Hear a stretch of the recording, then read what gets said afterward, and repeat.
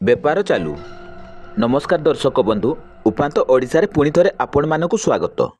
केन्दुझर जिला जोड़ा खणी अंचल रे सड़क दुर्घटना एक साधारण घटना बोली कुहा जाउथिबा बेले लोके मरंतु पछे बेपार चालू नीति रे खनिज परिवहन कार्य चलीथिबा कुहा जाउची।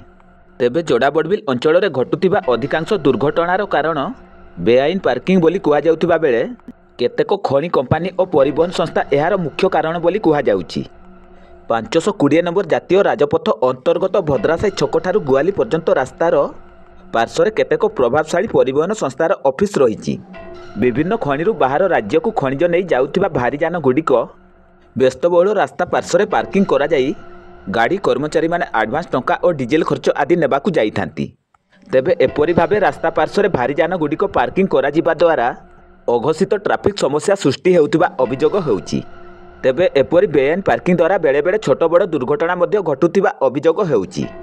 सेहीपरि 520 नंबर जातीय राजपथ पार्श्व लहंडा, कंडरा, झुंपुरा आदि अंचल रे थिबा पेट्रोल पंप गुड़िकरे मध्य गाड़ी कर्मचारी माने परिवहन संस्था ठारू मिलिथिबा तेल स्लिप धरी लंबा लाइन लगैबा द्वारा साधारण लोके हटहटा हेउथिबा अभियोग हेउची।